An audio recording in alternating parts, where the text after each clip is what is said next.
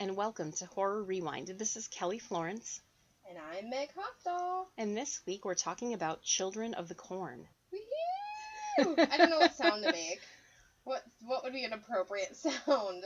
Like a blood-curdled scream? Yeah, I guess so, because we are grown-ups, so yeah.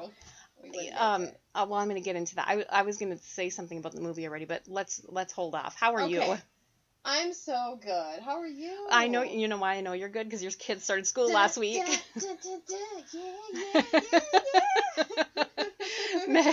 Meg, when the kids leave, she puts on a baseball cap backwards, sunglasses, and she congas around the house. Yeah. I felt guilty though the other day. I was like, "Are you guys ready for school? Are you excited for school?" And Fox, my 10-year-old's like, no. He's like, "Why are you so excited? Because we're annoying you?" And I felt so guilty. I said, "No, you're not annoying me." And then literally as I said that, my 6-year-old touched the mouse on the computer and shut down the computer and lost everything that I was doing. And so Fox and I just looked at each other and laughed because I was like, "You guys aren't annoying." I love my children, but it's like my husband too. It's just like, I love him. I love him being home, but after like a week, it's like I can't. You know what I mean? It's like time. Everybody needs time away to like. I feel like I'm a better mom when they go to school, and then when they get home from school, I'm like energized. I had my time to write and do my work and watch Children of the Corn, whatever my job entails, and then I can like be a better mother. You know what I mean? Absolutely. So yeah, I love my children, but when we can all have our few hours away from each other, we become a better family. I agree. I think it's good. Yeah. How did you feel about school starting when you were a kid? Did you like school? Yes and no. I mean, I was always kind of excited on the first day of school. You know, you have all your new clothes and your new shoes you want to wear and your backpack. Everything's fresh. I was kind of excited. I mean, as I got older into high school, I got less excited, I guess. But... Yeah, same. I never loved school. I didn't love school until I was in college. Yeah. But there's always that exciting anticipation. And then in college, like, you can roll out of bed at 10 o'clock and watch Price is Right before you even go to school, you know. Pick your schedules wisely, friends. Yeah, that was the best. Speaking of childhood, all of these movies that we are watching are, movies that we watched in our childhood. This is another movie that I just saw once in a hotel room because it was on HBO or something, and we didn't have HBO at home. And I haven't seen it since. Oh, wow. You know, I was that way with HBO. I'd be so excited to stay in a hotel because it meant that I could watch Tales from the Crypt. Oh, yes. Because we didn't have HBO at our house either. So I was like, oh my gosh, Tales from the Crypt. I don't know how many times I've seen it. Probably just a couple of times. And I have not seen it since childhood. So this was fun because there was lots I didn't remember from, watching it before. Yeah, me too. Okay, so a little backstory or background of the movie. Children of the Corn was written by Stephen King, the original short story in 1977, and they made it into a movie in 1984. It had a budget of $800,000, and it made $14 million at the box office. Okay. It's a good return on investment. Yeah. Peter Horton is the lead guy, and Linda Hamilton is the lead woman. As I mentioned, I just saw this one time in the hotel, and I remember I wasn't scared for myself. I was scared for my parents. Because I'm like, oh, if this happened to us, and Iowa was close. Yeah, with all the cornfields, because we were in Minnesota. I'm like, oh, I have to protect my parents if this goes down. Oh, that's so sweet. Yeah, it's funny. This is another one where it's like your perspective shifts, and when I was watching as a kid, it was almost this like, ooh, that'd be kind of cool, like a town of just kids. Then you watch it now as an adult, and you're like, oh, that's actually kind of scary. And the character that really freaked me out was Isaac, like the main bad guy kid. And Malachi didn't rub me the right way either. But Isaac really freaked me out. And then my grandma and grandpa used to watch Highway to Heaven with Michael Landon. Do you remember that show? Yeah. And Isaac was on that show, and he played a boy with a speech impediment, and the actor. Yeah. And I was like, oh, okay. I'm seeing him as another character that is not. Feel better. Yeah. And it was weird because it was like a moment, just like within a couple months of seeing Children of the Corn, I was like, okay, I can start to separate this out now. Yeah. Well, here's something to blow your mind. So I was IMDbing everyone. Isaac is only 3 years younger than Peter Horton when they filmed this movie. Yeah. He's an adult. What? Yeah. Yeah. Okay, here, I've got IMDb up right now. I'm going to tell you Peter Horton, who is, like, the main doctor, like, guy. Let's see. My IMDb is loading. Come on. It's going to give me the birthdays. But, yeah, they are just 3 years apart. Okay, now I'm back How to do being you scared. feel I know, that kind of freaked me out. I did it while I was watching the movie, and I was just like, ew. Okay, so Peter Horton, it says 1953 he was born. So let's check John Franklin. Oh! Never mind, I was wrong. 1959, so he's 6 years younger. No, but that's still not okay. Isn't it funny, though, in my memory it was 3 years? That's funny. That's creepy. So it was exaggerated. But still, it's still creepy. So Isaac was a poser. They should have killed him a long time ago. No kidding. He didn't belong to be there. And, of course, Malachi's from the great movie we'll have to do someday, The Burbs. Yes, I love that movie. I've got to do that. Okay, so... Oh, that opening scene. The strawberry milkshake, and they poisoned the adults.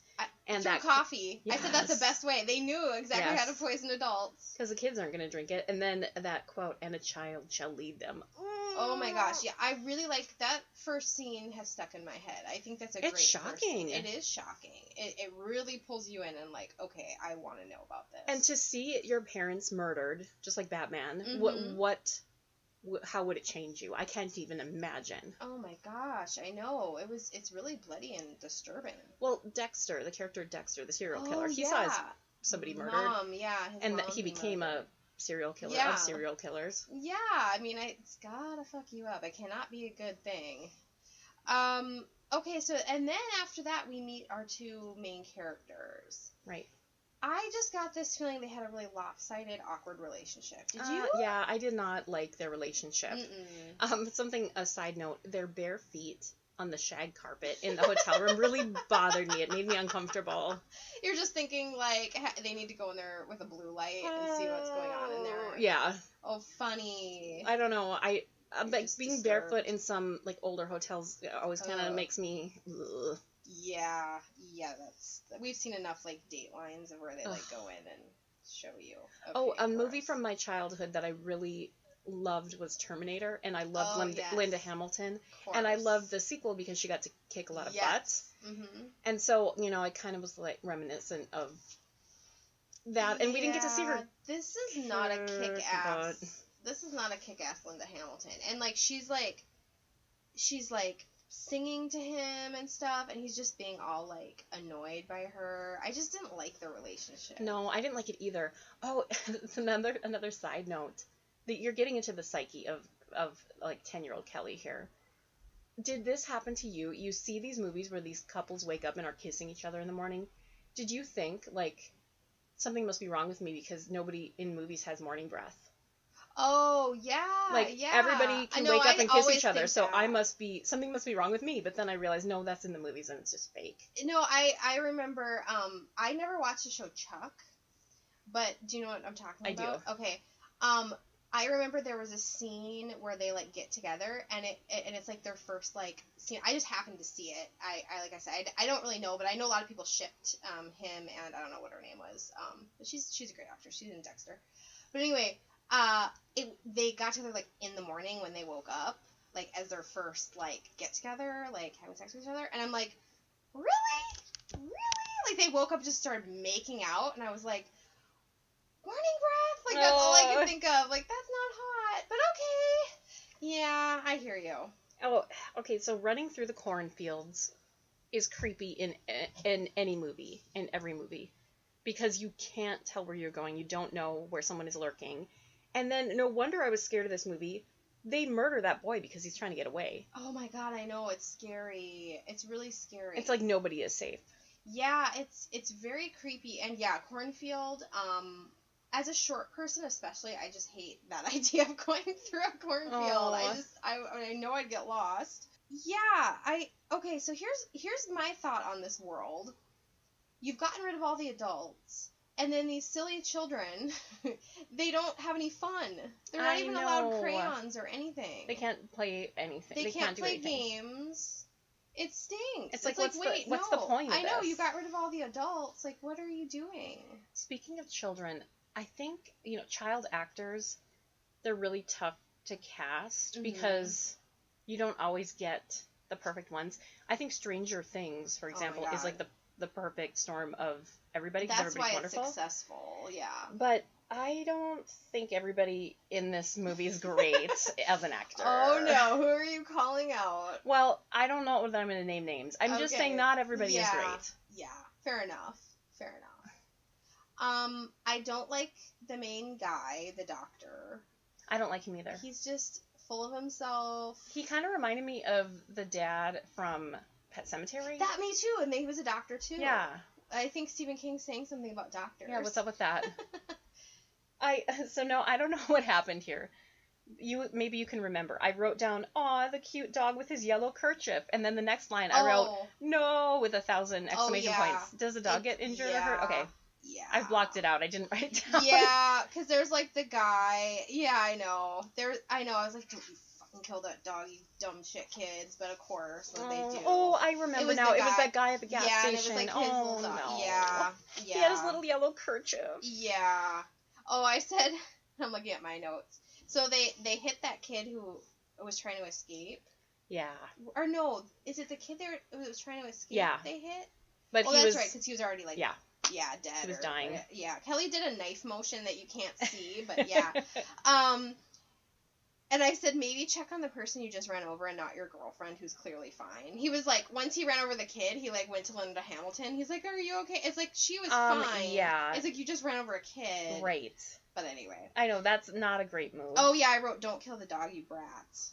Oh, there was a reference in this movie, and I was so excited when I heard it, because it's a reference to The Stand, to It, to The Dark Tower. It was Hemingford Home. Oh. Do you know that? It's in all, that town is in all of those books. So I was really excited about that. I love when stuff ties in. Yeah, that was cool.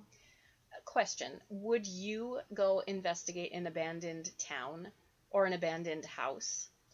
It's funny when you said it, right? When you said the question, I like got a thrill, like thinking about how fun it would be to like look in an abandoned town. So yeah, maybe. Okay. I mean, maybe that's not the right answer, but like that actually sounds fun. Like if you found an abandoned town, wouldn't you be this looks amazing. What is going on here? Like a ghost town or something? Yeah, but if you heard tell that there was a cult living there, then no. I feel like, they're talking about their religion, but it's a cult. It is definitely a cult. And I said, kids are doing this wrong. You kill all the adults so you don't have to go to church. I mean, yeah. You idiots.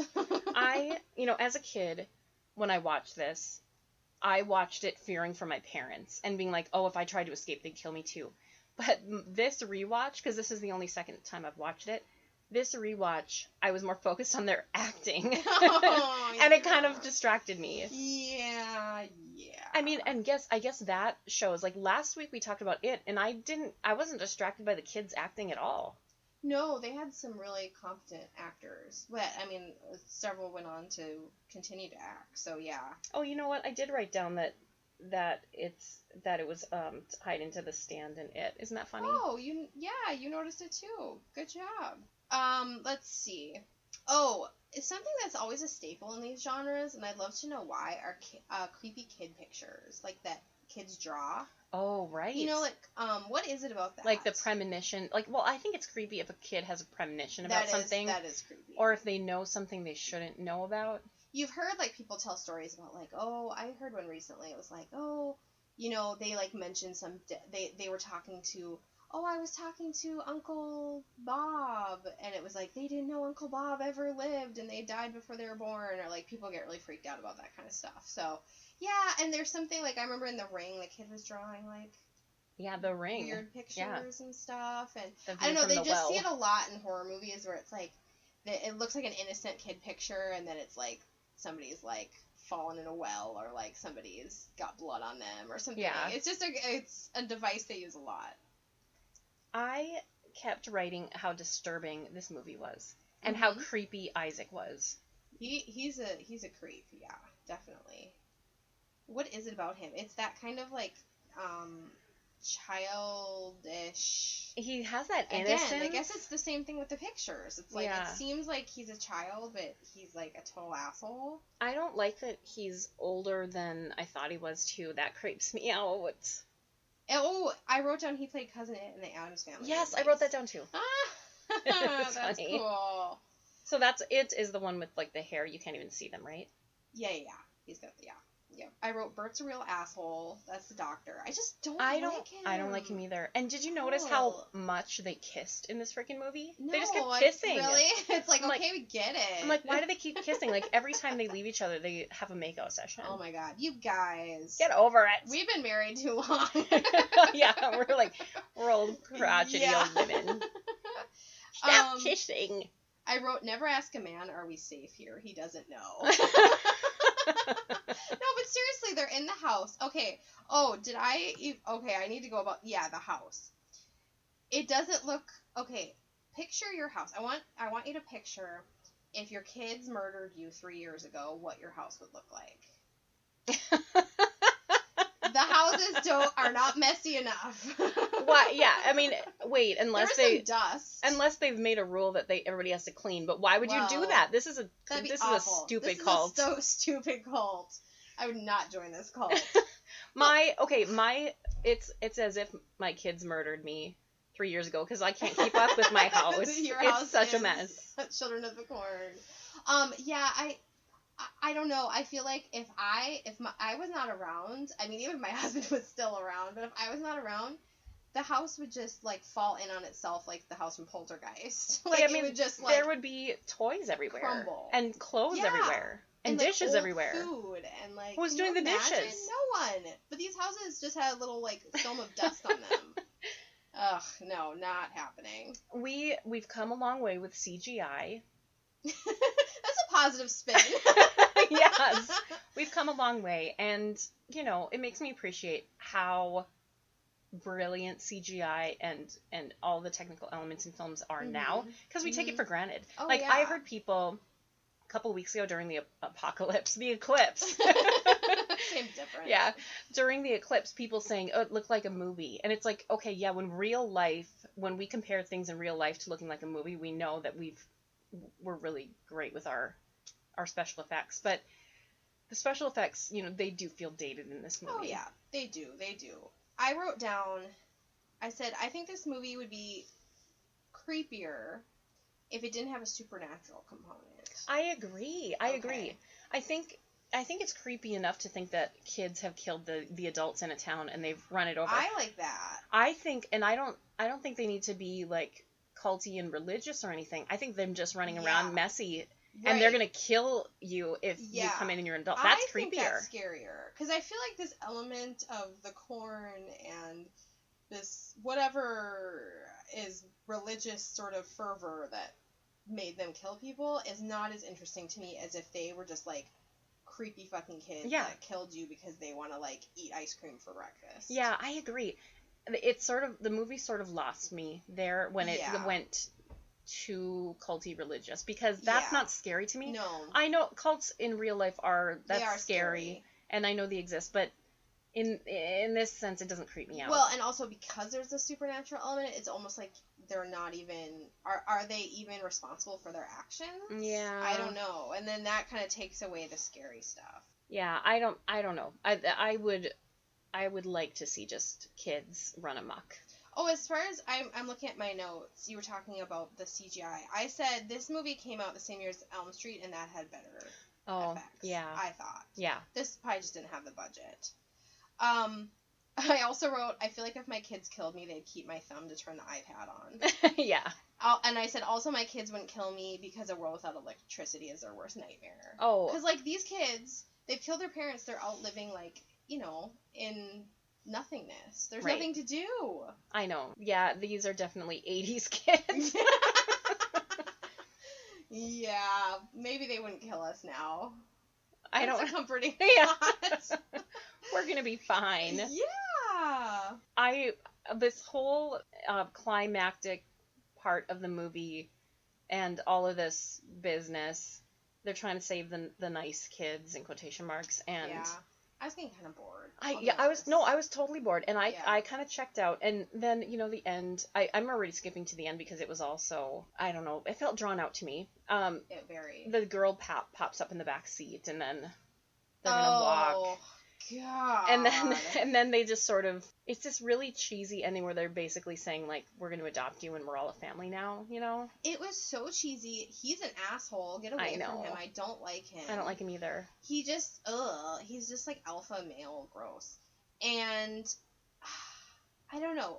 Okay, I said this is another example of a man stealing the climax from a woman. Every time I say that, I feel like it means sexually. I don't mean sexually. I mean in a movie. But maybe. But maybe. I think it could work either way. But I felt like he just took over, and she was like the damsel in distress at one point. And really, again, I think it was should have been more her movie. And he just kind of took over the climax, and I was just like, get out of here. I don't like you. Maybe it's just because I don't like him. I don't know. I'm going to ask you a controversial question. Fuck. How has Stephen King written strong, complicated women? That is something that people definitely have asked. I think he has. I think Beverly in It is an example. I think even Misery, Dolores Claiborne, I think he does have strong, complicated women, but I think they pale in comparison to how many men he has written about. I think that's something he needs to maybe work on. Okay. Personally. Yeah. I love Stephen King, but, and I think he's a man of his time, too, but that's not really an excuse now. It's 2017. Let's write some more female characters. So you mentioned Dolores Claiborne and Misery. Are there other novels, and maybe I'm just not thinking of it, that he features, it's just a female character, and it's like the entire novel? Entire novel, and it's a female lead character? Probably, but I can't. Gerald's Game. Okay. There's probably other ones, but they're not. I mean, when you think of how prolific he is, it's they should be like Carrie. Carrie, yeah. It does happen. It does happen. But yeah, I think maybe more cinematically that's been a problem too. Maybe his when his books and movies. Because I did read the short story Children of the Corn. I can't really remember it though, but I don't remember really who was if it was the man or the woman who was kind of more the lead. I probably guess the man. Yeah. I was just curious because I haven't really thought about it until recently. And Carrie, but what else is there? I know. Okay, come on, Stephen King. We want some good female characters. Yeah, you get to work now. Come on. What else do you have to say about this movie? It's the climax in quotation marks because it's just sort of. It was a really long climax. Why do I feel like I'm like being dirty now? It just feels it feels too drawn out, and it felt I don't know. It didn't feel realistic to me. I don't know. Yeah, I was just checked out. I was just like, okay, I don't know. I mean, I was watching it, but just kind of like, okay. Like, I just, at that point, it was like, I didn't care so much. I mean, I feel bad saying that, but there are good elements to this movie, but it definitely didn't blow my mind with how good it was. One thing that I was thinking, as I was like, why don't I care so much anymore if these people get out of here? I think it's because, one thing I thought was it's in the same setting, and like how many problems can you run into in the same place and they never leave? But there's great stories that can tell that. Yeah. And it's compelling and attention grabbing. So, yeah, why did it fall flat there? I don't know. I think I felt compelled at the beginning. The beginning really started strong, but then it kind of almost the movie sort of fizzled as it continued. Yeah, I think you nailed it on the head with the supernatural element with the cult. That must be it. I think that sort of was like wah wah for me. Yeah, me too. It was like it would be so much cooler if they were just like, crazy kids that all kind of have this like shared mania of killing adults so they can, be kids or something. I've heard, like, some people, the movie From Dusk Till Dawn, it starts off as this, like, caper are, you know, robbers, and then it turns into a vampire movie, and some people don't like that flip. Switch. Yeah. Yeah. And this felt like, not like that entirely, but with the switch of explaining the cult, it wasn't as interesting. And that's something that I always feel with horror. Sometimes explaining too much becomes a problem. Yeah, it's almost creepier not to know or not to see everything. Exactly. I don't need to know why everything's happening all the time. Like, I don't need an explanation. Even supernatural things, like, Poltergeist, like I brought that up. You know, they said they buried it on Indian burial grounds. That's all they need to say. Yeah. You don't need to keep going on about anything. You know, that's all I need to know. It's like maybe a line or something. Right. But this just felt, like, oh, come on. Do you have the IMDb pulled up for this? I think so, yeah. Tell me about the other kids, and are any of them still acting? Okay, so probably not, because on this IMDb, like, they don't even have their photos. Pictures up. Is Sarah, like, the little girl? Yeah. All right, let me click on her and just see what it says. And I haven't seen Linda Hamilton in a while either. I wonder what she's up to. We'll look that next. Okay, so the little girl says she's got 23 credits. The little girl was just in an episode of Fuller House. Okay. So, and she was on Full House for 4 episodes, it says. But not a lot. Jury Duty, the movie. That one with Pauly Shore? Yeah. Remember him? Yeah. Yeah, she's just been in, like, some episodes of shows, Family Ties and stuff. So, while you're looking up Linda Hamilton to see what she's been up to. Okay, yeah, I'll look that up. I just want to say the Rotten Tomatoes ranking of this movie is 38% fresh. Ooh, ouch. So it's not great. And then they did make a made-for-TV remake of this movie in 2009. Did you see it? I don't think so. Me neither. No. Should we watch it? Maybe we should. Interesting. I wonder if they take a new turn with it or a new twist. All right, let me see. Linda Hamilton. Hold on. Ooh, she was in Dante's Peak. Remember that movie? Yes. She's working, it looks like. Okay. She was in 6 episodes of the show Defiance. Ooh, she was in a movie called Bermuda Tentacles. Okay. Alright. She was in Lost Girl. Looks like she's got a movie coming out called Easy Does It. So, you know, she's paying the bills. Okay.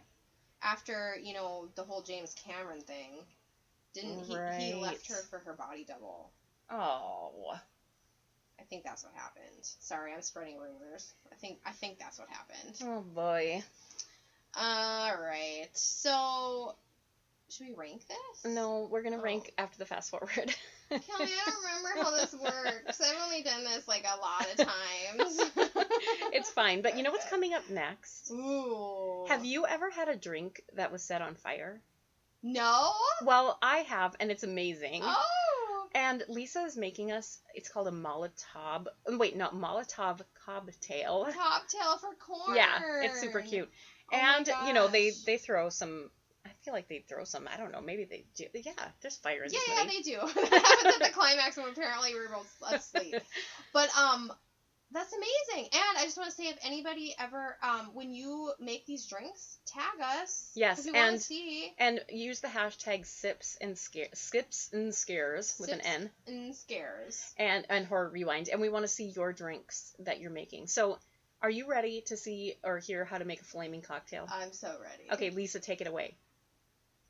Hi, horror friends. Lisa here, coming to you with some exciting stuff for the children of the corn. Ooh, it's so scary. Okay, so I want to make a drink that has to do with corn. We've talked about this, I think, but we all know I love bourbon. And a fun fact about bourbon is that all bourbons are whiskey, but not all whiskeys are bourbon. And what makes a bourbon is that in its mash, it must be made of at least 51% corn. So, we're talking about children of the corn. We're going to use a liquor made with corn. Grab your favorite bourbon, put it in a shot glass. I will say Buffalo Trace has a high corn mash, so get in on that. That's a good one. And the only other ingredient we're going to need today is moonshine. What I enjoyed most about this film was the use of the Molotov cocktail. So today I would like to make with you a Molotov cocktail because I want to light this place on fire. No, I don't. I really don't want to light this place on fire. I want to be really careful when I do this, as I would want you to do as if you were at home. Grab your dropper, and we're gonna put a couple of droppers full of moonshine right on the top here. Make sure it's floating because we're gonna set it on fire, so we can get fired up for this movie, am I right? It's gonna translate into probably about a half an ounce. If you're just doing, you could just pour this in really lightly if you wanted as well. Now, put this away. Put all extra open alcohol away. And find yourself a long flame instrument. These work as well, so my friends will help me because the magic is about to begin. There it is. This blue, blue, beautiful fire. Cheers, horror friends. Oh, it's hot, careful. That's what friends are for. Cheers, let's watch this scary movie together. I'm ready. I'll see you next time. Bye. Okay, it's time for our fast forward segment. Meg, what did you pick for us this week? Okay, this is another just random horror movie I watched on Netflix. And you'll be able to find it. The cover of the movie is like kind of like a woman's face. It's called Viral. Have you watched it? No, but I totally know that cover. Okay. Because it's like she's very white. And she's got like a tongue, her tongue kind of coming out of her. So I watched it just randomly, and it was good. Oh, good. Well, what's kind of interesting about it is it was supposed to come out in the theater. So, but there was all this Netflix original shuffle. then considered? No, well, no. I mean, I don't think so. But basically, there was all this shuffle behind the scenes. So basically, just came out on video on demand through Dimension Films. But what's interesting about it is it has the budget of a big horror movie. A horror, yeah, like it actually has one. So, let's see. It says it set the film. It was supposed to come out in February of 2016, and it suddenly was announced the film had been pulled from the schedule, and it had to do with I don't know Miramax and all this other stuff was going on. So all that boring stuff behind the scenes. But it has a 50% rating on Rotten Tomatoes, but I thought it was good. Okay. I mean, I'm not going to say it's like the best movie I've ever seen or anything, but basically what it is, it's about two sisters, so it's very female-driven. One of them is the Annalee Tipton, who I believe won America's Next Top Model. Or she was on it. I love her. She was, so maybe she didn't win. I didn't watch the show. But yeah, she's on Crazy Stupid Love. Is that what I think she's really a compelling actress. She and I want to watch her face. Yeah, she has a very compelling note about her. So, yeah, she is one of the sisters. And basically what happens is this strange virus starts going around, and it's basically disgusting, and it makes you really gross, kind of zombie-like, and there's a worm element to it. Ooh. So it's kind of got some body horror, and without giving anything away, one of the sisters contracts it, and they are trapped in their house alone. They don't have their parents with them. There's actually a romance. There's a guy across the street, which is really cute. I don't know.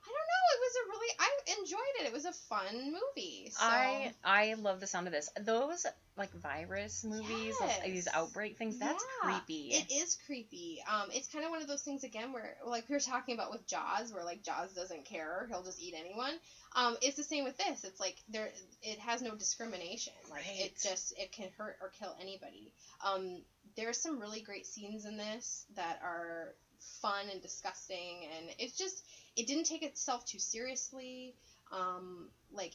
It was funny, and I totally recommend it. It's definitely more on the science fiction end of horror, but I like those. So it makes me think if compared to zombies, if a family member was sick, it's not like you would leave your kids alone to die. You would take care of them even though you know you're going to contract it. If you know, exactly. Oh, so that what makes it so scary and sad, because you wouldn't want to see a family member go through this. Exactly. Aww. Yeah. So, I really recommend it. I thought it was a smart, funny, interesting movie. And you never know on Netflix when you click on a movie if it's going to be good or not, Well, that's why I love this fast forward segment, because then it's recommendations.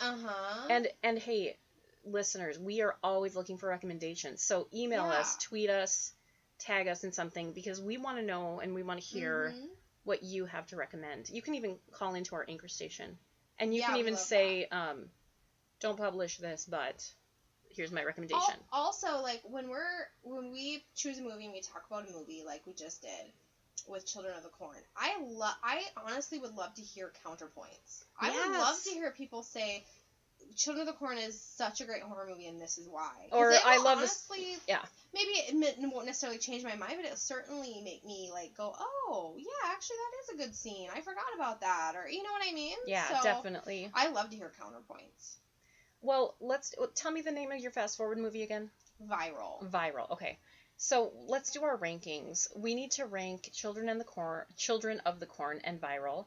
And what should we use for our ranking scale this week? Ooh. What are those things called that cut corn? Scythe? Scythe? Do you say it? How do you pronounce Scythe? that? I don't know. Scythe? Those things. The crescent shaped thing that you don't I know what you did last summer. Guy had one. Wasn't he killing people with No, a smaller? he had a hook. Well, yeah, but it's like the same. Oh. Isn't it the same thing? No, because that's to hook onto ice. Well, it's the same fucking thing. No, it's not. Yeah.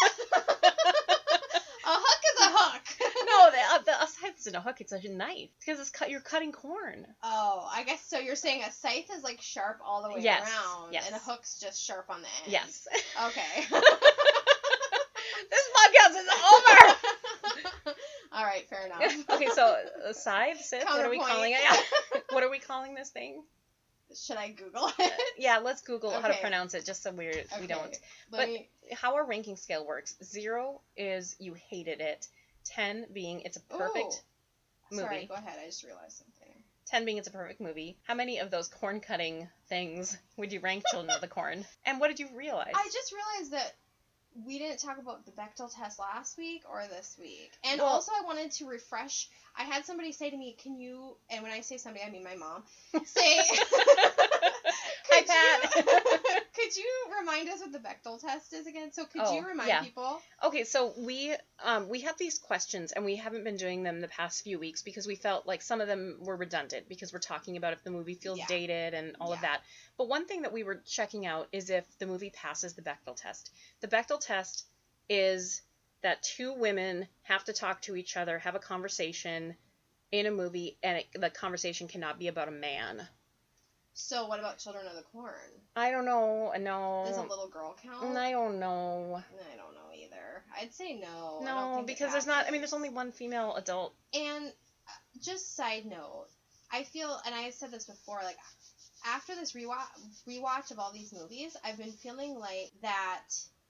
I'm really impressed with how many strong female characters there are, but I'm not impressed with female relationships in these movies. Oh, yeah. You know, like, we've been getting a lot of great final girls and stuff, but not a lot of great female friendships. Yeah.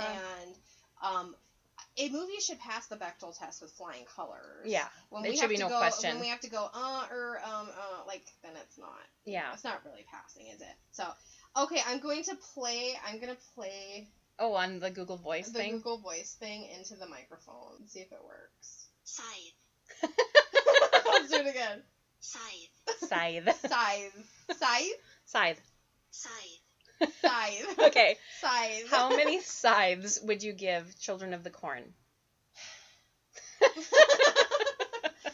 I give it 5 scythes. Oh my gosh, you're so generous. Oh, shit. Okay, woo. I thought I was being mean. No, I give it a 3. Ooh. I didn't enjoy it. See, I feel like if I'm comparing, I feel like, well, yeah, maybe 5's too many because, yeah, maybe 5 is too generous. Like I said, the opening scene is killer. It's, no pun intended, it's amazing. The setup of these kids killing really adults, it, though. but then it's done. Yeah, then it's just like, and then we have this relationship, which I guess was interesting, but I just didn't like this guy. I wish he would have died. Yeah. Wouldn't that have been nice? And then Linda Hamilton, like, fucking terminates. Took out a machine gun and does some push-ups and pull-ups and stuff. Yeah. Oh. Okay, how many scythes do you give Viral? I give it 7. I thought it was a good movie. That's good. Yeah, my anticipation, I would give it a 7 too. It was a good movie. So I'm all over with the numbers. I don't know. It's hard. and you know what I mean? Yeah. It's like 5 is only 50%. I know. But then you're like, but I gave, like, I think I gave I Know What You Did Last Summer a 3. Yeah. Or 4. God, this is hard. I know. This is really hard. Okay. But it's okay. It's okay, right, guys? This is arbitrary. We're doing it inside. Yeah.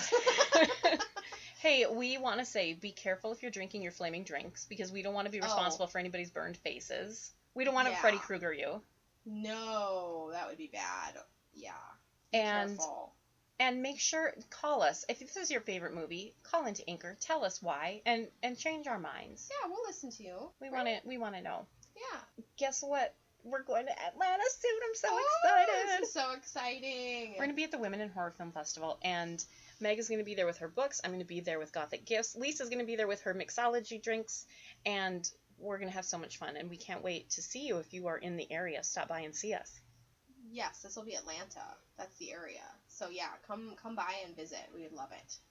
Also, make sure to follow us on all of our social medias, and we want to see your fan art. We have mentioned this in our social media already, but I don't think we've mentioned it on the podcast. We want to see your fan art for these movies or anything else in the world of horror that you are drawing, creating. Yeah, we want to share your fan art. We'll tag you. It helps us too, because then we can kind of promote what movie we have coming up for the next week. So we'll kind of send out things, feelers like, does anybody have pictures for Child's Play, for instance, or an upcoming movie? So speaking of, what's our next movie? Are you ready? I'm dun, ready. Dun, dun, It's your pick, American Werewolf in London. Oh, okay, yay. All right, I'm excited. So, yeah, next week, American Werewolf in London, and another movie that I have not seen since childhood. Oh, right. It's weird because sometimes it doesn't take a million rewatches to have affected you. Or to remember something. Oh, yeah, I know. You can just see something once or twice, especially as a child, and it'll... Yeah, it sticks I feel like with as you. an adult now, I don't remember anything.